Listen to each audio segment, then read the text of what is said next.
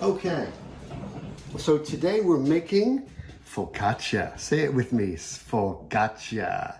Yeah, and I'm not going to bore you with what I normally do, right? This is 18 ounces of levain in 18 ounces of spring water, and you know what I'm going to do with that because I've done it in other videos, right? I'm going to dissolve that. It's a tablespoon of sea salt, and then the focaccia requires only 20 to 25 ounces of bread flour. So it's going to be a little bit of a wetter dough, a stickier dough. We're not going to let the dough rise as much during the different, rest times. And then it's going to bake in some kind of a disc shape. And I'm going to deviate from the book's recipe in a couple of different ways.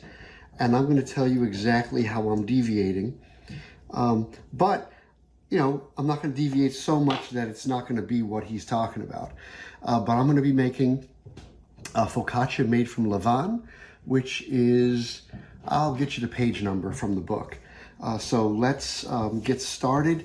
I'm going to shut the video off for now and get these things going. And the next time you see me, I'll be making dough. I do want to mention, it is a tablespoon of sea salt. And it's not in the recipe, but I like to put a little bit of marjoram, just a little bit of marjoram, and a little bit of thyme, just a little bit, in my dough. And that's not in the recipe, and that's really not that much herb, but I think it adds a little bit of character. Alrighty, so I'm at that stage now where I'm actually going to be making the dough. And as I said, I put a little bit of thyme and marjoram in there, but I'm going to put a little bit more, just a touch more. But this is that age of transparency and full disclosure. So I want to make sure that you see what I did. It's not that much more, right? Just a little bit. Okay. And you see how I've divided up my levain is mixed with the water, right? So there's maybe a few chunks in there, but it's pretty much dissolved. So we're good. And as I said, this is only 25 ounces of flour. And that means that it's going to be a wetter dough. So I'm going to just start mixing some flour in to get this to change. And after this addition of flour is when I'm going to add that salt in. And the focaccia is one of the easier ones because it doesn't require a lot of resting, re-rising, and shaping. It's a looser dough, and we put toppings on it. We love toppings, don't we? So, you don't have to put toppings. You could just drizzle a little olive oil on top, which I love to do. So we're going to make a few different focaccias today. We're going to make one with cheese on top. We're going to make one with just a little drizzle of olive oil on top. We're going to make one with a little tomato sauce on top. And, we'll take it from there. Now, the recipe calls for 2 loaves. But again, I like to make 4 loaves so that they're smaller and easier to give away if I want to give one away, and easier to fit into the freezer. Because like I said, there's only 2 of us in the house, and, it's too much bread. All right, now I'm going to add in my salt and herbs, right? And you see that salt is sticking to the bottom of there. So I'm just going to pull that salt out, stir that up, and then I'm going to continue making the bread. All right, let's pause for now. Okay, so you see how it's getting thicker, right? It's getting thicker, and it's time now to turn this out onto the board. So, it's going to be a nice dough, but it's going to be a little bit sticky, this dough. And that's okay, because that's what we expect. Oh, man, look at that. Isn't that nice? Oh, I'm showing it to me. I'm not showing it to you. That was rude. All right, so I'm going to turn this out onto the floured board. Just going to dump that out.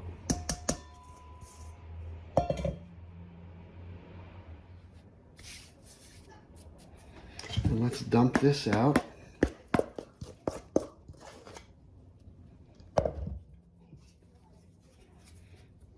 And we're going to continue to work it out here. Scrape that out.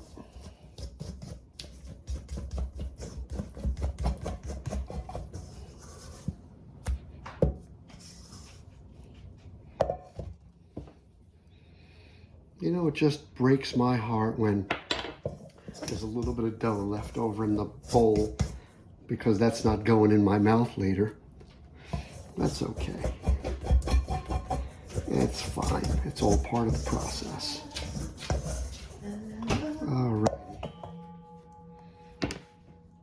Alrighty.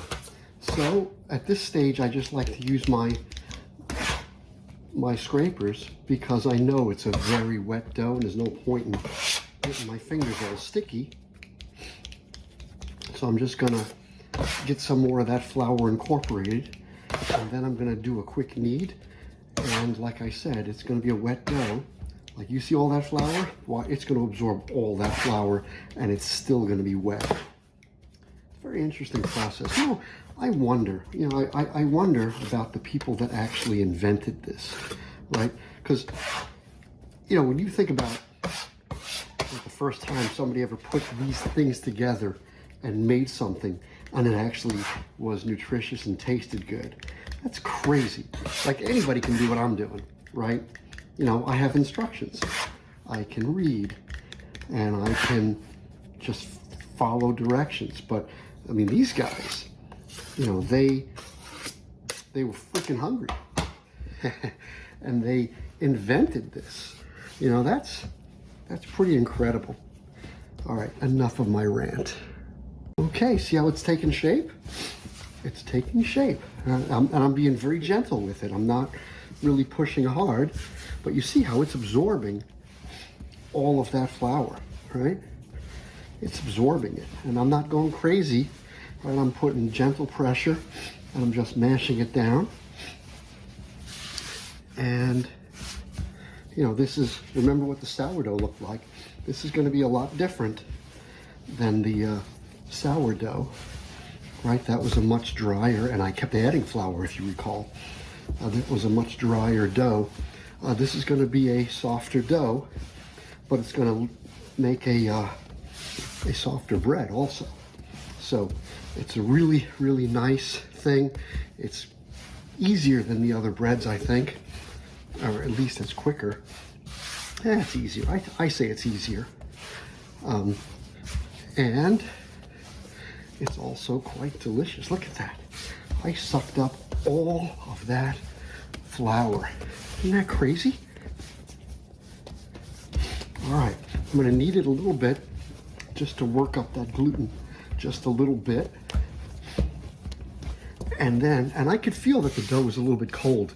And that's another issue that they cover in the book, right? I mean, it's kind of only about 70 degrees in the house. I didn't warm up the water before I used it. And temperature is critical. But what I'm going to do is I'm going to let this rise for the first rising inside the oven. See how sticky that is? Look at that. That's crazy sticky. Okay, so I think I'm done working it. I'm going to put it in an oiled bowl. I'll work it a little bit more. And I'm going to put it in an oiled bowl. And then we're going to give it our first rise. I'm going to let it rise for the first time in a warm oven. Not warm, between 75 and 80 degrees. And this way it gets the correct, because it's kind of cold. That dough temperature is kind of cold. And that's not what you want. I should have warmed the water up before I added it. All right, so you see how that dough is very sticky. I'm going to try to work it just a little bit more, but you see how pieces of it are sticking to the counter, a little bit of it's sticking to my hand. But I just want to work it a little to make sure that the gluten is worked a bit, because that's what gives the nice strands. I don't want to work it too much. And I think that's it. That's as far as I'm going to take it. All right, now I'm just going to scrape up all that little bit of dough. Then I got to wash down this counter. Okay, so you see how sticky that is. That's pretty cool though. Like I said, this is gonna make a different kind of bread. Hold on. All right, so you see I've got some olive oil in the bowl, and I'm just going to coat the bowl. Right, get some olive oil on my hands. Pick that dough up and dump it in the bowl, right? So there it is in the bowl. And now, since my hands have olive oil on them, nothing's sticking to me. Can't make that stick. And I'm just gonna roll it into a little ball, cut the top of that ball, and then put it seam side down. And that's gonna rest in the oven for about an hour. But you know what? But before we do that, I would like to weigh this, okay? So what I'm gonna do is put my bowl on the scale, right? Okay, so now I'm at 0. And I'm at 3 pounds, 12 3/8 ounces. 3 pounds, 12 3/8 ounces. So it's shy of 4 pounds of dough here. But I'm still gonna divide it by 4. So that's gonna dictate my equal divisions of the 4 loaves. Okay, so I'm really going to let this rise for about an hour in the oven, which means it should only increase in size by about 1/4 or 1/2. So it's not going to go over the top, but I still want to cover it.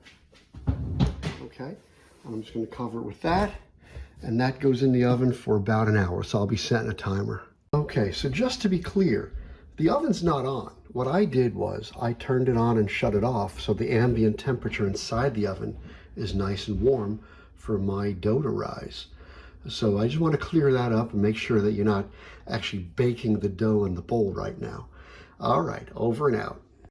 Alrighty, so I let this dough, I let it go for a little more than an hour because it was cold. But you see how it didn't quite double, but it rose up pretty nice.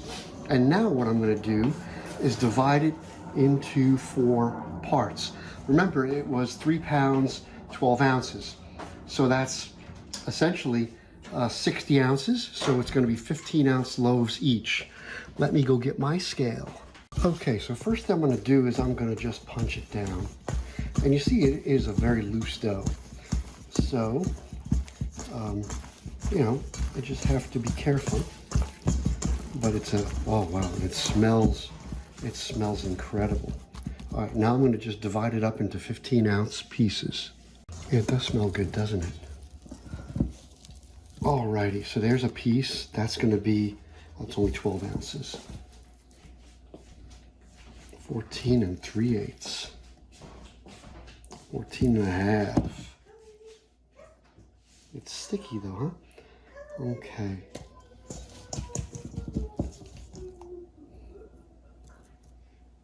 Okay, that's 15. And you know what, I'm gonna get a little olive oil to rub on my hands. But you see that's a 15-ounce ball. And I'm just gonna roll it into a ball and put it on my little couch here. And that's gonna rest for about, I don't know, half an hour. A little bit of olive oil on my hands. And now we do the next one. 14 5/8. 15, perfect. Okay, moving right along.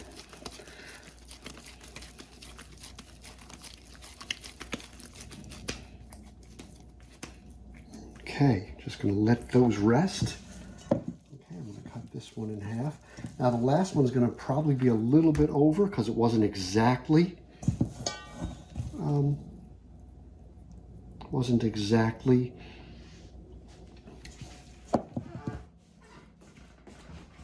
12.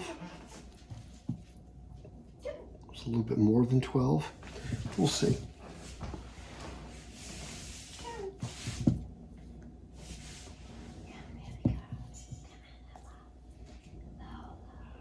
Okay, 15 ounces, perfect. Okay, and I have one last. Looks nice, right? See how it's sticking to my hands? I need a little more olive oil on those hands. I took 3 more. 3? Okay. Okay, last one. And this one is 15 3/8. Okay, that's perfect.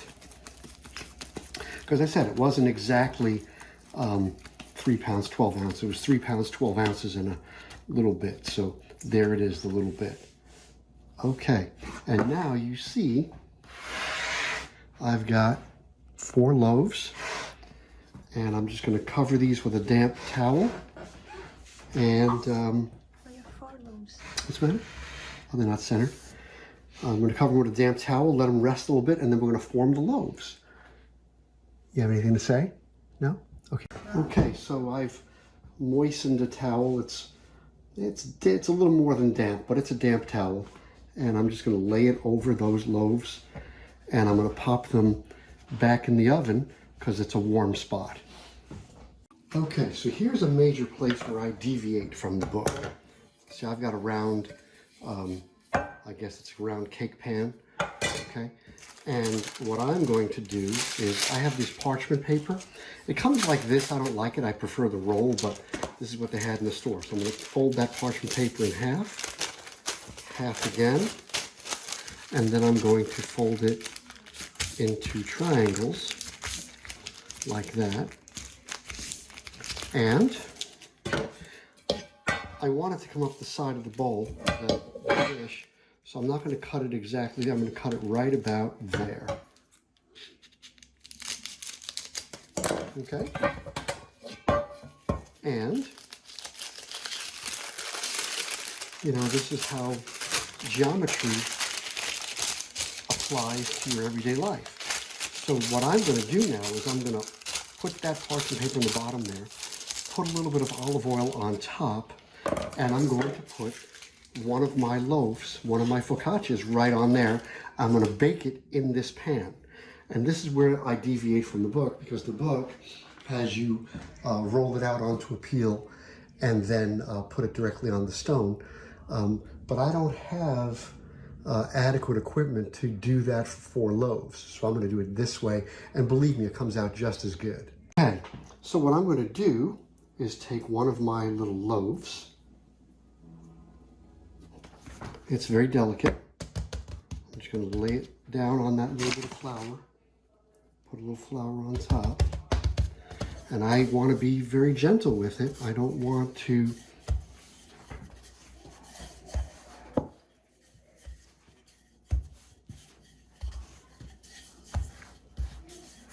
what it looks like. Right, it looks like pizza almost, right? Okay. And now, take one of my pans, put a tiny bit of olive oil in there,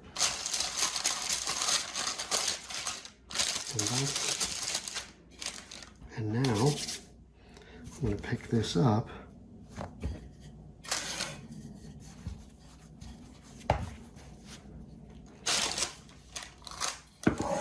and pop it in that pan.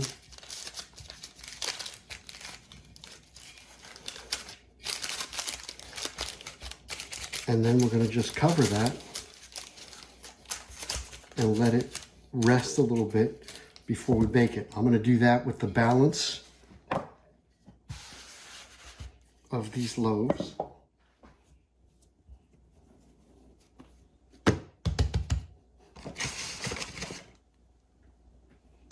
Okay.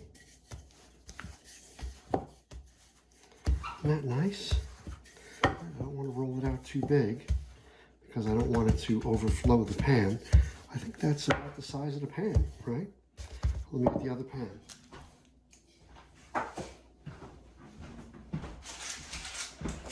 Okay, and then for my next trick, my other 2 pans are rectangular, but I'm still going to do a round loaf in them because it's just easier to roll it evenly into the round. So that's it. Pop that in.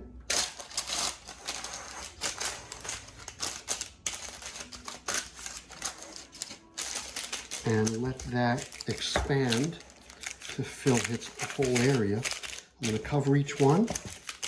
I'm going to let them rise a little bit, and then it'll be baking time. Okay, I'll do the other two, and then that's it. All right, here's another one.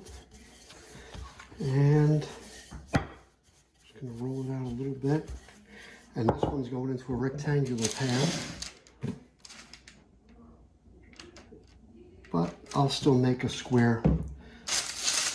I'll still make a round focaccia. I'm just going to throw it in there. Right. That's it. It'll be oblong. It's okay. It's okay. And then we just let them rise. Okay, so you see I've got the two round pans on my board.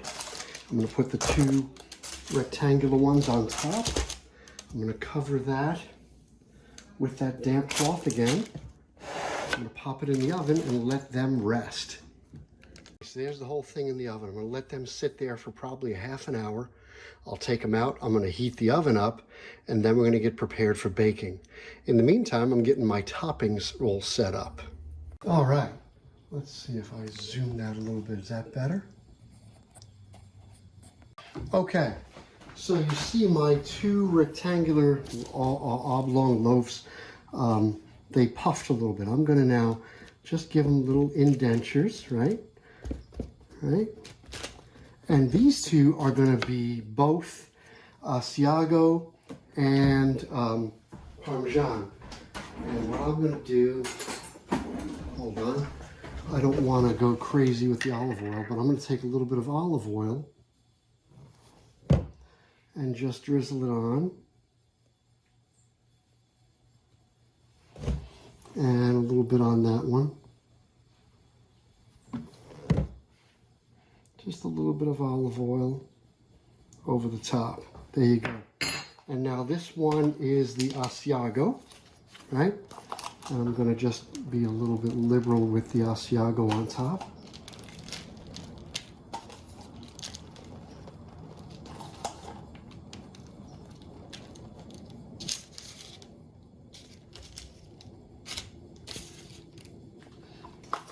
And then I'm going to hit it with a little Parmesan.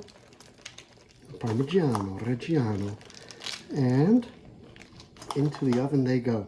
Now the advantage of doing it this way is that, you know, everything's contained in one pan.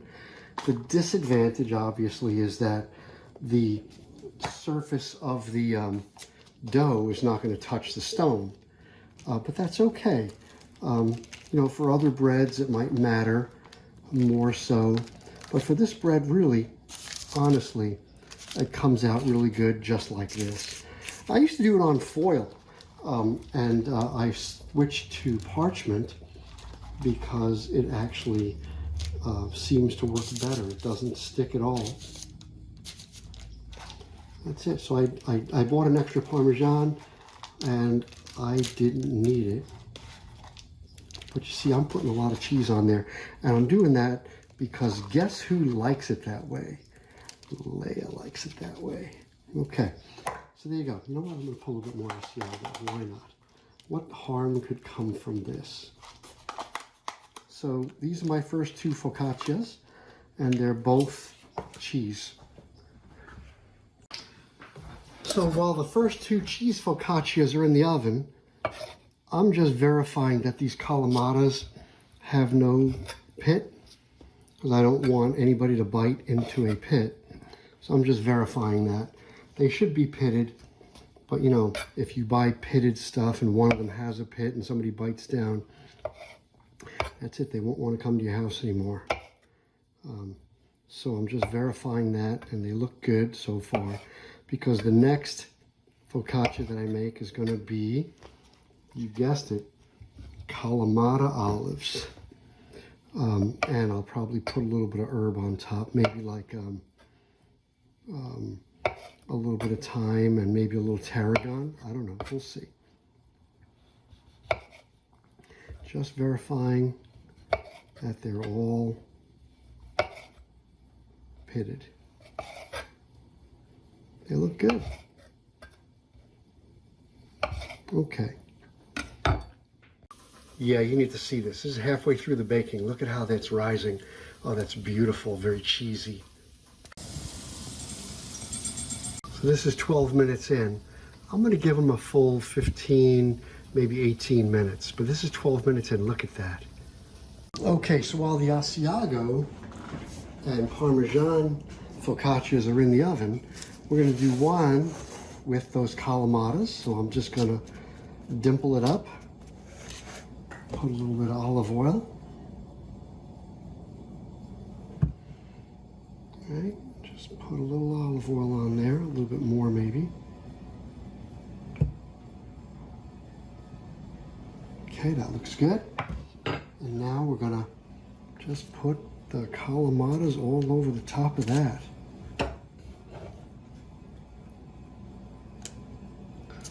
Maybe I can pinch them in a little bit.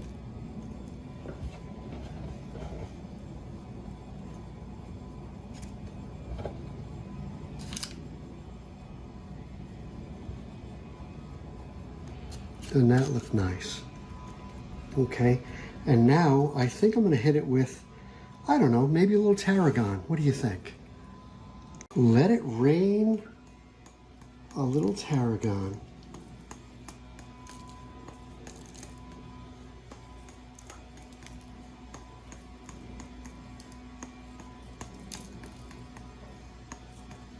Sometimes I'll just do these with a little salt and pepper on top too.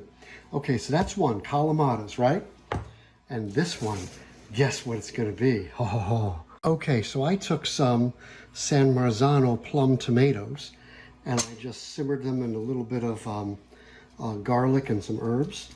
And now I'm gonna dimple this one. I'm gonna hit it with a little bit of olive oil. And this one is gonna get tomatoes. Yeah, yeah, yeah, yeah. Oh boy, it's gonna be a focaccia day. Okay, now with these tomatoes, I left them pretty much as whole as I could. Like I didn't crush them down. So you see how I've got some nice big chunks of tomato? See that? Look at that, how nice that looks.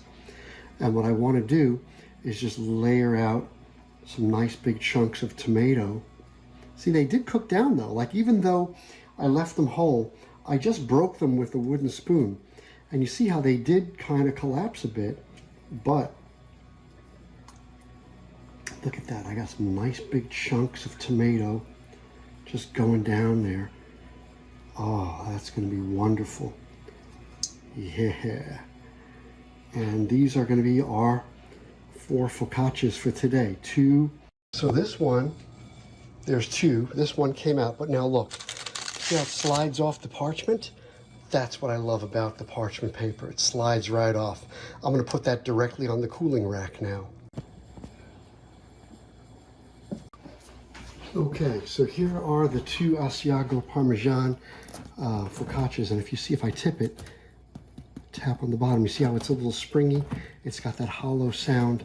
This is a very delicate dough.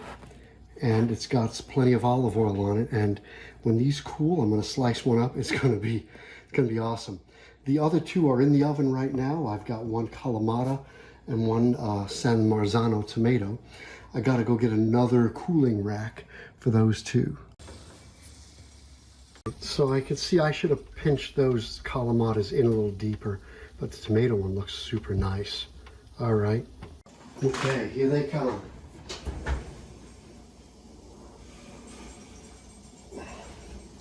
Here's the tomato.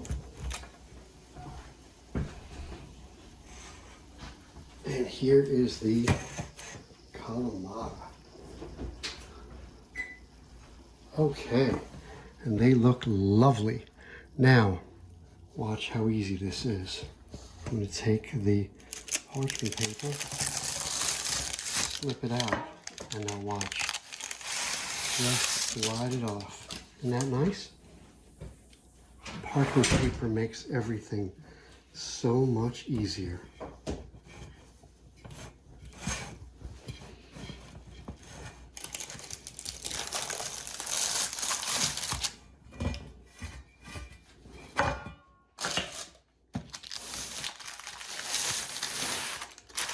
Let's take a look at the bottom of that.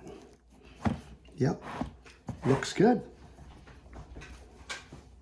So I did cut a little slice here just to see what it looks like, because that's cooled off a little bit. Look how nice and airy that looks on the inside.